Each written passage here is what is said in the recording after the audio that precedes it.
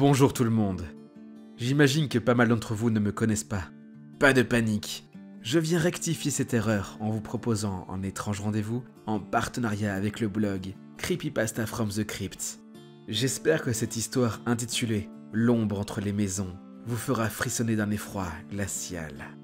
Bien, si vous êtes prêts, c'est parti.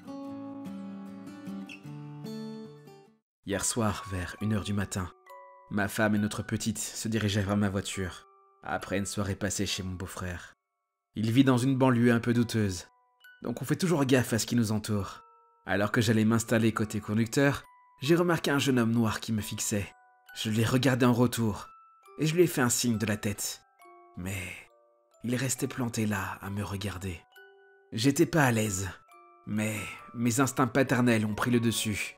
Alors que je bombais le torse en lui donnant ma meilleure fausse provocation. « Tu me cherches, gros ?» Le gars a levé sa main et a pointé du doigt vers moi, de façon menaçante. Puis, il s'est mis à courir. J'avais jamais vu quelqu'un courir aussi vite. Suite à cela, j'ai eu l'impression que pour me récompenser d'avoir été un dur à cuire, la taille de mon pénis avait augmenté de quelques centimètres.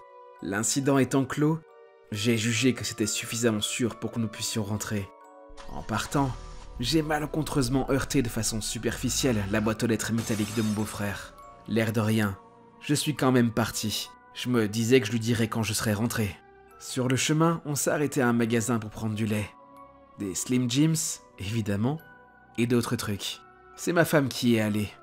Moi, je suis resté avec notre fille dans le SUV. Quand elle est revenue, je lui ai ouvert le coffre pour qu'elle puisse charger les achats. Après l'avoir fermé, elle est remontée et j'ai commencé à sortir du parking. J'ai remarqué qu'il y avait des empreintes d'une main sur la vitre arrière. Je lui ai demandé, un peu agité, pourquoi elle fermerait le coffre en touchant la vitre arrière. Elle m'a répondu que ce n'était pas le cas. On s'est tous les deux retournés et on a remarqué que les empreintes appartenaient au long et fin doigt de quelqu'un qui voudrait regarder par la vitre arrière en s'y appuyant. On a inspecté les autres vitres et on retrouve les mêmes empreintes côté conducteur. J'ai directement appelé mon beau-frère et je lui ai fait savoir que le connard que j'avais vu avait dû regarder dans ma voiture. Ça expliquait pourquoi il me regardait fixement. Mon beau-frère m'a dit qu'il jetterait un œil à sa voiture et appellerait la police pour inspecter la zone. Ma femme, ma fille et moi-même étions assez fatigués. Donc on a éteint nos téléphones et on s'est directement couchés. Ce matin, ma femme et moi avions plus de 30 appels manqués, tous de la femme de mon beau-frère.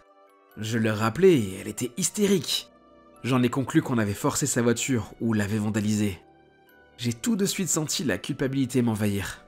J'ai su que je n'aurais pas dû regarder le gars comme je l'avais fait. Je me suis dit que ça devait être une sorte de vengeance. Et puis elle a commencé à divaguer sur quelque chose qui a été mis en pièces. Apparemment, c'était la fille des voisins. Son corps a été retrouvé juste à côté de la maison de mon beau-frère, entre sa maison et celle de la victime. Il semblerait que la pauvre fille se soit glissée hors de chez elle pour une soirée et essayait de rentrer quand quelqu'un ou quelque chose l'a attrapée pour la mutiler à mort. Elle a été éventrée et 2 de ses membres ont été arrachés. Pour l'instant, ils n'ont toujours pas retrouvé sa main droite. Mon estomac s'est retourné en entendant les nouvelles. Le gars ne me fixait pas. Il regardait derrière moi, pétrifié, en voyant ce qui était en train de tuer cette jeune femme dans l'obscurité. Il ne me pointait pas du doigt. Il pointait ce qu'il y avait derrière moi.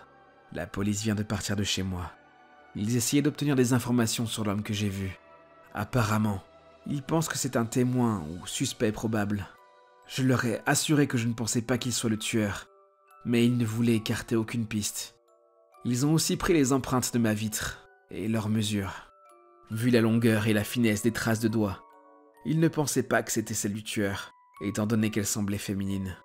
Comme si le fait que ce malade, non, que cette chose, ait pu traîner la main de cette fille morte le long de mon véhicule pendant qu'il m'observait n'était pas suffisant pour me faire vriller, on vient en plus de m'annoncer que ma plaque d'immatriculation a été arrachée de mon pare-choc. Ce n'était pas la boîte aux lettres que j'avais heurtée finalement.